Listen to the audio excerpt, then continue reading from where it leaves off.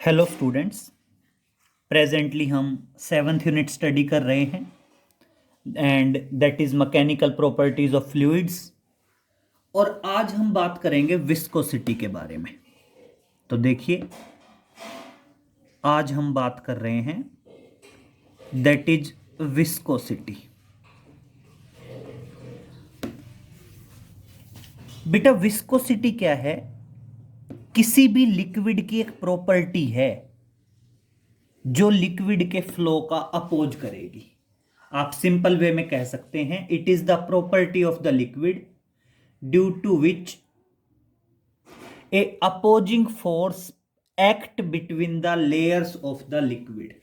मतलब simple way में ये एक प्रॉपर्टी है जिसकी वजह से लिक्विड के फ्लो का अपोज किया जाता है।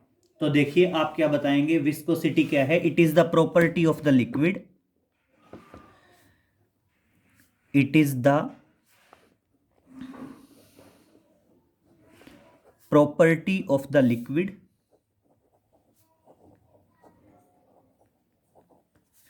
due to which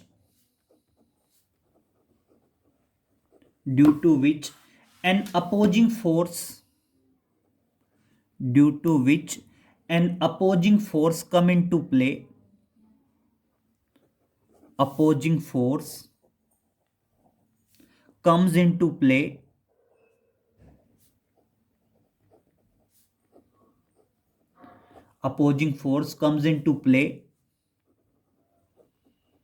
between the layers of the liquid, between the layers of the liquid।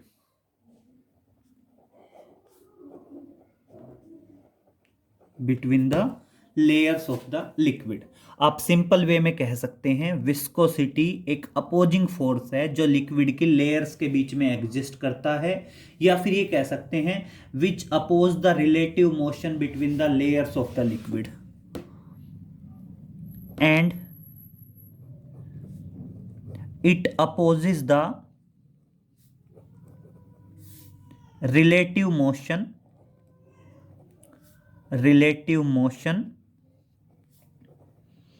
between the layers of the liquid, between the layers of the liquid। Clear? अब हम बात करेंगे viscosity के बारे में फर्दर क्या है। ये जो अपोजिंग फोर्स हम बात कर रहे हैं, ये अपोजिंग फोर्स क्या होगा? अब जैसे आप ये मान लीजिए कोई भी हॉरिजेंटल पाइप है और इस पाइप के अंदर एक लिक्विड फ्लो कर रहा है। ये कोई भी हॉरिजेंटल पाइप है और इस हॉरिजेंटल पाइप के अंदर लिक्विड फ्लो कर रहा है इन वेरियस लेयर्स। क्लियर? मान लीजिए वेरियस लेयर्स के अंदर आपका लिक्विड फ्लो कर रहा है। क्लियर? अब एक पॉइंट समझिए, मान लीजिए ये सॉलिड सरफेस है, सॉलिड सरफेस से और इस लेयर का डिस्टेंस मान लीजिए x। क्लियर?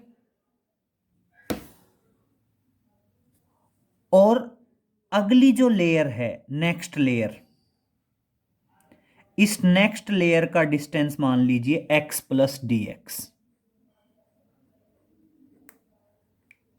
सेम इसी तरह इस लेयर की वेलोसिटी मान लीजिए v, और ये जो नेक्स्ट लेयर है इसकी वेलोसिटी मान लीजिए v प्लस dv। इस नेक्स्ट लेयर की वेलोसिटी क्या मान लीजिए? v प्लस dv मान लीजिए।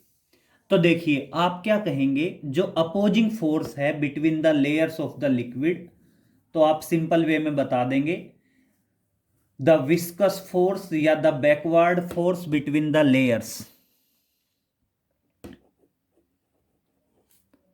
Now the opposing force, now the opposing force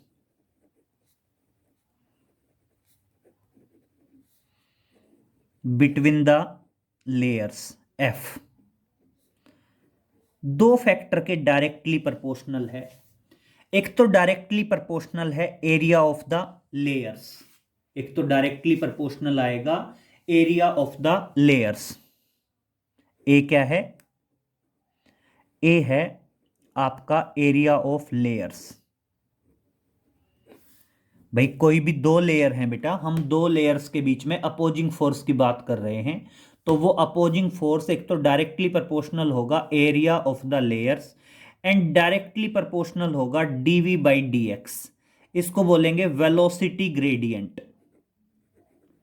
that is क्या बताया जाएगा? That is known as velocity gradient. इसको क्या कहेंगे हम? वेलोसिटी ग्रेडियंट कहेंगे। That is velocity gradient between the layers means change in velocity with respect to distance। velocity gradient का मतलब है change in velocity in between the layer। अब एक चीज देखिए, दोनों layers के बीच में distance का change कितना था? dx।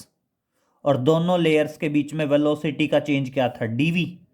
तो इसलिए dx डिस्टेंस में dv वेलोसिटी चेंज हुई, तो मैंने लिख दिया dv by dx। That is change in velocity with respect to distance is known as velocity gradient. Clear? और अब यहां पे देखिए, आप कंबाइंड करते हैं दोनों को, ये आ जाएगा कंबाइनिंग दीज, कंबाइनिंग दीज, इन दोनों को कंबाइंड किया और बेटा प्रोपोर्शनलिटी कांस्टेंट आ गया minus eta. That is minus ईटा।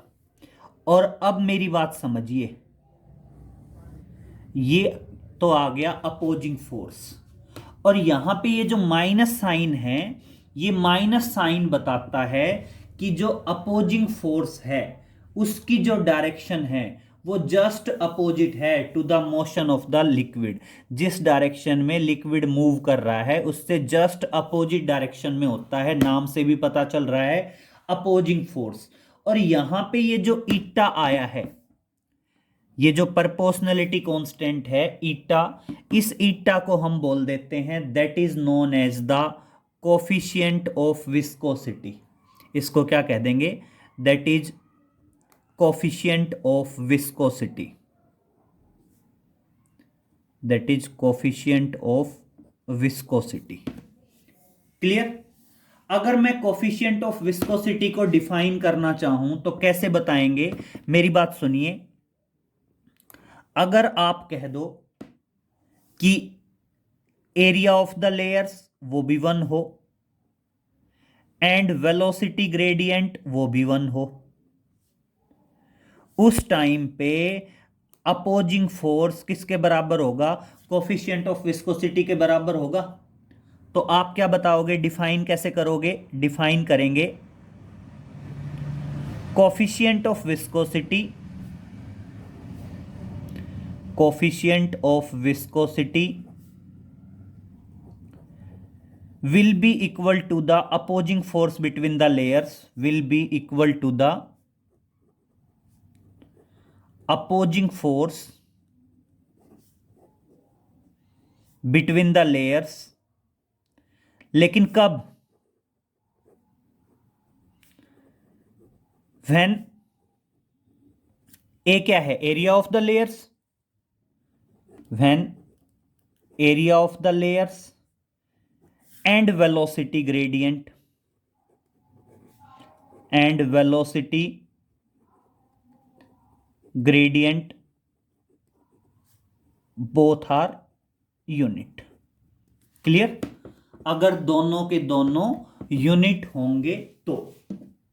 अब अगर मैं मेजरिंग यूनिट्स की बात करूं तो देखिए, आप क्या बताएंगे? measuring units of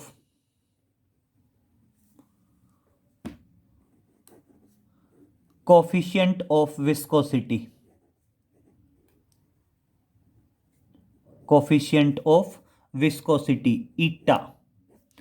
हम बात कर रहे हैं मेजरिंग यूनिट, किसकी measuring unit? Coefficient of viscosity की। बेटा ध्यान रखेंगे, विस्कोसिटी की मेजरिंग यूनिट्स नहीं होती। विस्कोसिटी तो सिंपल वे में एक प्रॉपर्टी है, मेजरिंग यूनिट होती है बेटा कोफिशिएंट ऑफ विस्कोसिटी की। और यहां से देखो, अगर मैं कोफिशिएंट ऑफ विस्कोसिटी की मेजरिंग यूनिट की बात करूं तो यहां से देखिए, कोफिशिएंट ऑफ विस्कोसिटी किसके बराबर आएगा? कोफिशिएंट ऑफ विस्कोसिटी बराबर होगा opposing force upon area into d v by d x.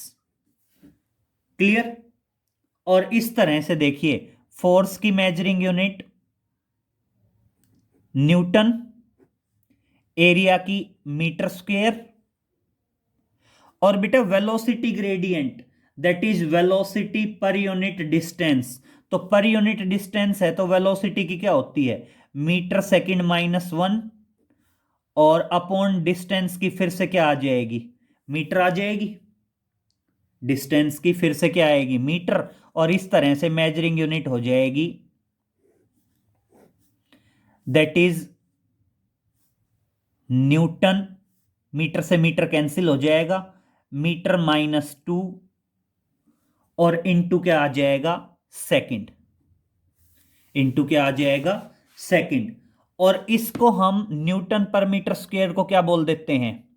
That is pascal second. या फिर एक वर्ड यूज किया जाता है डेकापॉइज, ध्यान रखना, या फिर इसके लिए एक वर्ड यूज करते हैं दैट इज डेकापॉइज। डेकापॉइज, ठीक है। तो ये ध्यान रखना, तीनों की तीनों मेजरिंग यूनिट हैं, ये कह दीजिए, ये कह दीजिए, या ये कह दीजिए, तीनों की तीनों एसआई मेजरिंग यूनिट हैं कोफिशिएंट ऑफ विस्कोसिटी की। न्यूटन मीटर के newton metre minus 2 into second, या इसको पास्कल सेकेंड भी बोलते हैं या डेकापॉइज भी बोलते हैं। और वहीं अगर मैं सीजीएस मेजरिंग यूनिट की बात करूं तो सीजीएस मेजरिंग यूनिट क्या आएंगी? Dyne centimetre minus 2 into second, या इसको बोल देते हैं दैट इज पॉइज। क्या बोलते हैं? पॉइज। ये अपने आप में सीजीएस मेजरिंग यूनिट है और ये अपने आप में एसआई मेजरिंग यूनिट है, ठीक है। और रिलेशन क्या है? अगर मैं दोनों में रिलेशन बताऊं तो ध्यान रखेंगे, 1 डेकापॉइज इज इक्वल टू 10 पॉइज। 1 डेकापॉइज किसके बराबर हो जाएगा? 10 पॉइज के बराबर हो जाएगा। ये डेकापॉइज क्या है? एसआई सिस्टम की मेजरिंग यूनिट है, और पॉइज किसकी है बेटा? सीजीएस सिस्टम में है। अगर मैं इसके डायमेंशनल फॉर्मूले की बात करूं तो यहीं से आ जाएगा। पास्कल किसका है? पास्कल प्रेशर के बारे में है, और सेकंड टाइम का है, तो आप pascal into pascal pressure, pressure का क्या होता है? प्रेशर का होता है m1 L-1 T-2 और इंटू सेकेंड आएगा। तो ध्यान रखना, डायमेंशनल फॉर्मूला क्या रहेगा? m1 L-1 and T-1। This is the dimensional formula. किसका डायमेंशनल फॉर्मूला है? आपका कोफिशिएंट ऑफ विस्कोसिटी का। वहीं आप ध्यान रखोगे, विस्कोसिटी की ना कोई मेजरिंग यूनिट है, ना कोई डायमेंशनल फॉर्मूला है। और अगर मैं कोफिशिएंट ऑफ विस्कोसिटी की बात करूं तो कोफिशिएंट ऑफ विस्कोसिटी की मेजरिंग यूनिट भी है और कोफिशिएंट ऑफ विस्कोसिटी का डायमेंशनल फॉर्मूला भी है। क्लियर? अब चलते हैं नेक्स्ट पॉइंट के बारे में। नेक्स्ट बात करते हैं बेटा सरफेस टेंशन। तो देखिए अगला पॉइंट है, नेक्स्ट पॉइंट आता है आपका surface tension of the liquid. तो देखिए सरफेस टेंशन के बारे में कैसे करेंगे? हम बात कर रहे हैं सरफेस टेंशन। तो देखिए टॉपिक है आपका that is surface tension. That is surface tension. तो मेरी बात सुनिए बेटा, जो सरफेस टेंशन है, सरफेस टेंशन क्या होती है? जस्ट एक लिक्विड की प्रॉपर्टी है। जब भी आप सरफेस टेंशन की बात करेंगे तो सरफेस टेंशन के बारे में क्या बता देंगे? सरफेस टेंशन के बारे में सिंपल वे में बता देंगे, it is the property of the liquid due to which liquid try to acquire the minimum surface area. अगर मान लीजिए मैं बात करूं सरफेस टेंशन, तो क्या बताएंगे बेटा? सरफेस टेंशन के बारे में क्या बताएंगे? इसमें लिखेंगे it is the property of the liquid. Surface tension जो है ये लिक्विड की प्रॉपर्टी है, due to which liquid try to acquire the minimum surface area. ठीक है, तो देखिए क्या बताएंगे, it is the property of the liquid, it is the property of the liquid due to which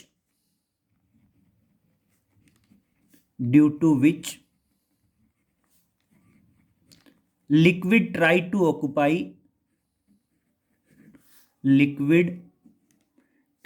occupy minimum surface area।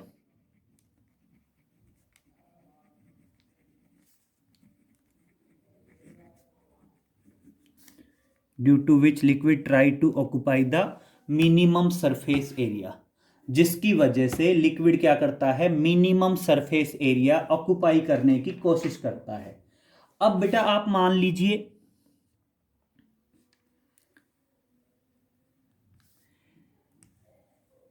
ये कोई container है और इस कंटेनर के अंदर कोई लिक्विड है। ठीक है बेटा, ये कोई कंटेनर है और इस कंटेनर के अंदर ये कोई लिक्विड फील्ड है। ये क्या है? कोई लिक्विड फील्ड है यहां तक। ठीक है, ये आपका क्या है? लिक्विड फील्ड है। अब मैं इसकी सरफेस पे एक इमेजिनरी लाइन ड्रा करता हूं। इसकी सरफेस पे क्या करता हूं? एक इमेजिनरी लाइन ड्रा करता हूं और इस इमेजिनरी लाइन पे मैं फोर्स एक्ट कराता हूं। इस इमेजिनरी लाइन पे मैं फोर्स एक्ट कराता हूं। तो देखिए आप सरफेस टेंशन क्या कहेंगे? आप सरफेस टेंशन में कह देंगे total force on either side of the imaginary line drawn tangentially to the surface of the liquid. तो देखिए आप क्या कहेंगे कि जो सरफेस टेंशन है वो सरफेस टेंशन रेशियो है। किस किस का रेशियो है? बहुत ध्यान से सुनिए, total force, that is total force on either side of imaginary line, on either side of imaginary line, on either side of imaginary line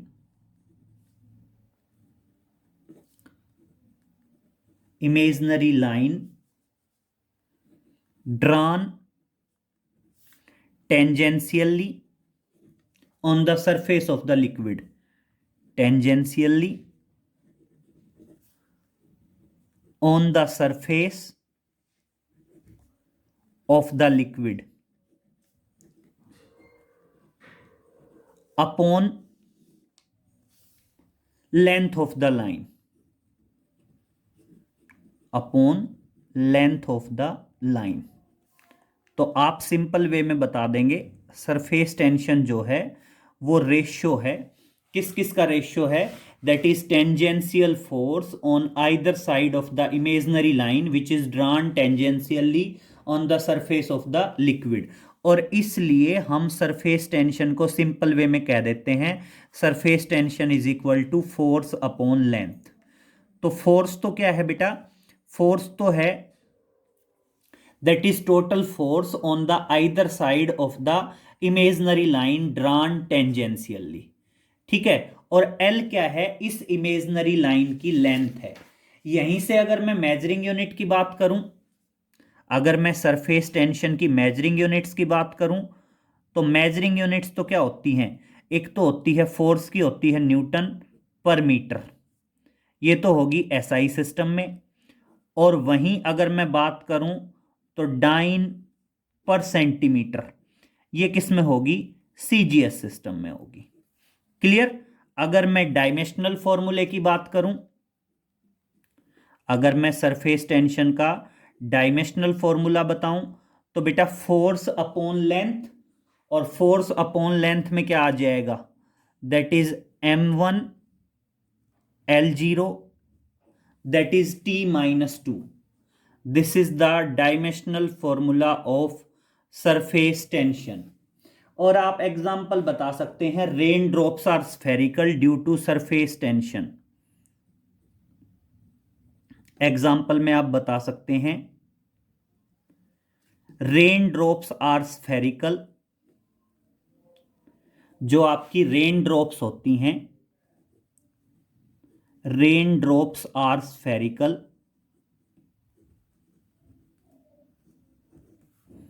due to surface tension, due to surface tension. जो rain drops होंगी वो spherical होंगी, किसकी वजह से spherical होंगी बेटा, surface tension की वजह से स्फेरिकल होंगी। ठीक है।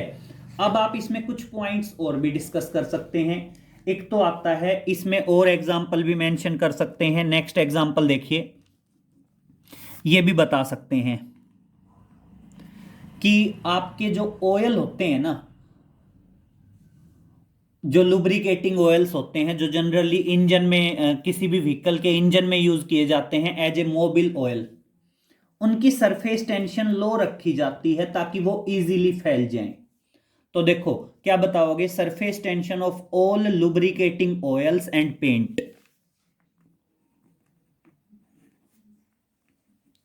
The surface tension of all lubricating oil and paints, all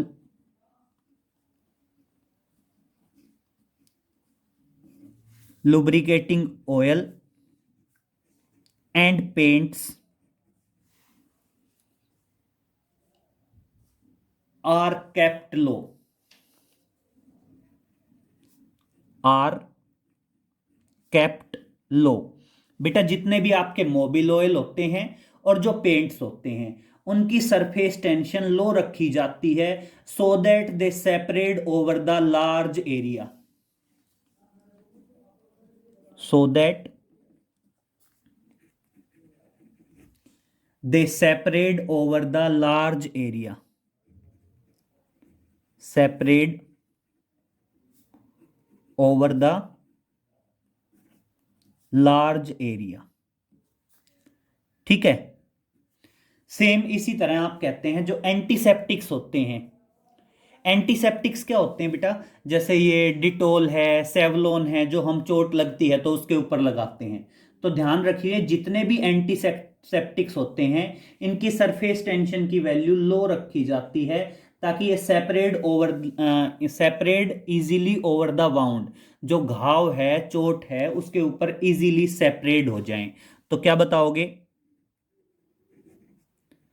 that is surface tension of antiseptics. Antiseptics का मतलब क्या है बेटा, एंटीसेप्टिक्स का मतलब है जो सेवलॉन वगैरह, डिटोल वगैरह ये होते हैं, that is antiseptics. The surface tension of antiseptics are kept low so that they separate over the wound। Clear. फिर इसी तरह क्या बताओगे, oil separate over the surface of the water. एक आप ये बता सकते हैं कि oil separate over the surface of the water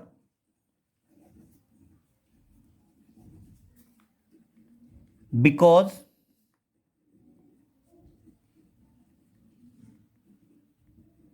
because surface tension of oil is low,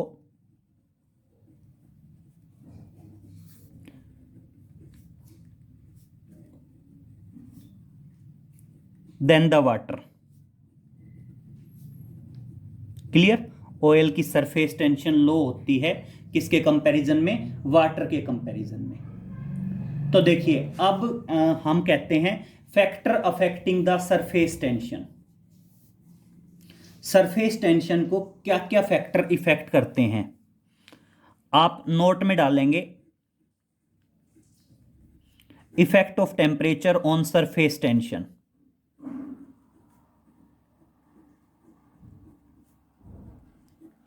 effect of temperature on surface tension। Temperature का क्या इफेक्ट होता है सरफेस टेंशन पे? Effect of temperature on the surface tension. तो बेटा कभी भी ध्यान रखना, अगर टेम्परेचर बढ़ता है तो आपकी जो सरफेस टेंशन है, भाई कोई भी लिक्विड है, अगर टेम्परेचर बढ़ेगा तो सरफेस टेंशन डिक्रीज होगी। तो आप क्या बताएंगे? इफ टेम्परेचर इंक्रीजेस, अगर आपका टेम्परेचर इंक्रीज होता है, देन सरफेस टेंशन डिक्रीजेस। तो उस टाइम पे आपकी सरफेस टेंशन क्या हो जाती है? डिक्रीज हो जाती है। कभी भी ध्यान रखना, अगर आपका टेम्परेचर बढ़ेगा तो सरफेस टेंशन डिक्रीज हो जाएगी।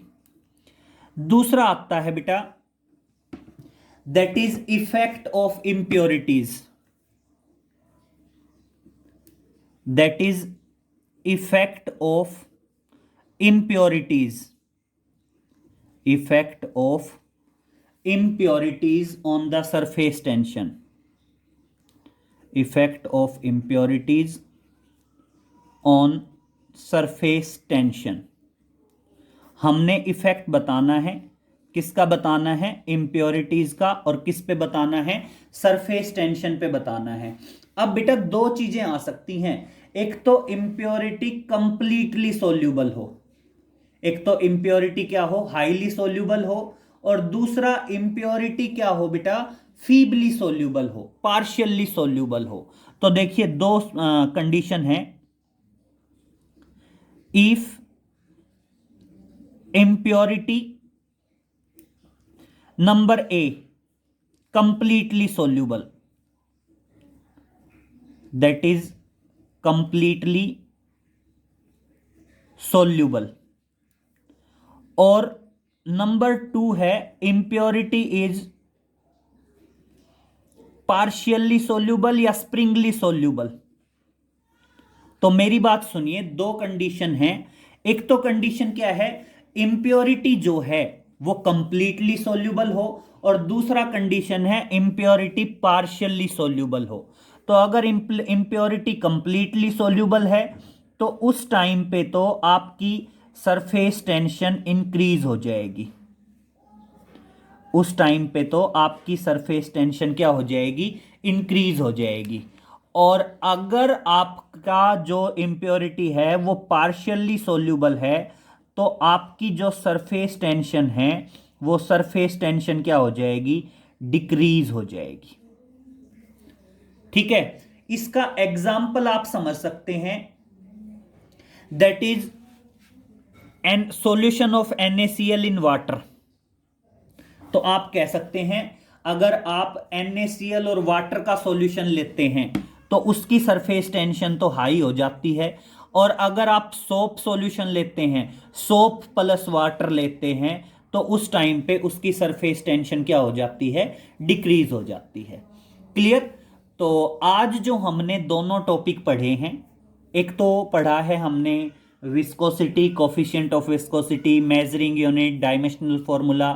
दूसरा हमने पढ़ा है surface tension, measuring unit, dimensional formula, examples हैं कुछ।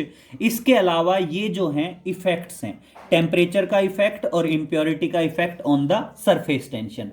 इतना कर लेंगे बेटा, बाकी आगे नेक्स्ट लेक्चर में मिलते हैं। Okay, thank you.